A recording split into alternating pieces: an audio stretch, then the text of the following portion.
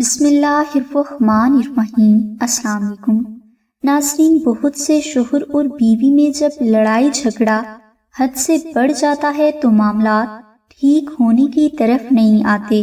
نہ تو کوئی اپنی غلطی ماننے کو تیار ہوتا ہے اور نہ ہی کوئی صلح کرنا چاہتا ہے، یعنی شوہر بیوی ایک دوسرے کے انتظار میں بیٹھے رہتے ہیں کہ کون پہلے معافی مانگتا ہے، اور اسی انتظار میں رشتوں میں اور زیادہ فاصلہ آ جاتا ہے۔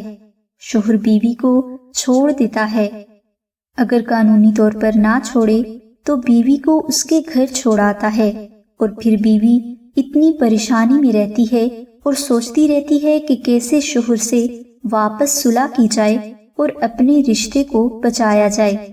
ناظرین، اصل مسئلہ یہ ہے کہ ہم لوگ رشتے کو بچانے کی کوشش میں لگے رہتے ہیں لیکن رشتے کو نبھانے کی کوشش نہیں کرتے، اس لیے رشتوں میں اختلافات بڑھ جاتے ہیں۔ اب جو بیوی شوہر کو واپس پانا چاہتی ہے اور اپنے رشتے کو اچھے سے نبھانا چاہتی ہے، اس کے لیے دعائے ناد علی کا وظیفہ بہت مجرب ہے۔ اس وظیفہ کو کرنے کے لیے آپ سوموار کے دن فجر کی نماز کے بعد 70 بار تیسرا کلمہ، 11 بار درود ابراہیمی اور 70 بار ناد علی دعا کا بہت عقیدت کے ساتھ ذکر کریں، اور اللہ کے گھر میں اپنی ازدواجی زندگی کے مسائل کے حل کے لیے خاص دعا کریں۔ یہ عمل آپ نے 11 دن تک جاری رکھنا ہے اور پورے یقین کے ساتھ کرنا ہے۔ انشاءاللہ آپ کو اللہ کے حکم سے ضرور کامیابی حاصل ہوگی۔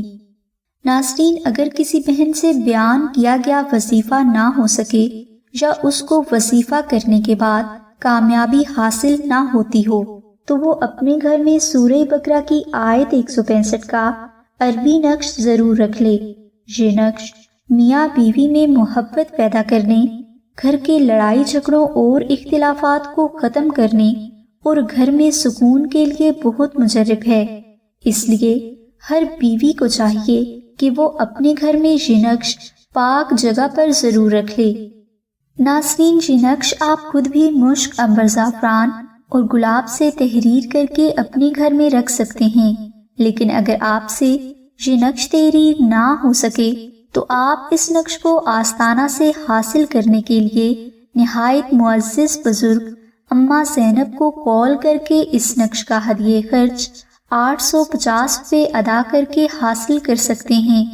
اس روحانی عمل کی مزید اردو ڈیٹیل کے لیے ڈسکرپشن میں دیے گئے لنک کو ضرور وزٹ کریں۔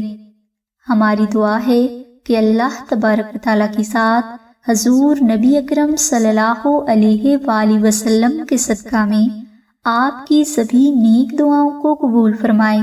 آمین ثم آمین یا رب العالمین۔ الحمدللہ رب العالمین۔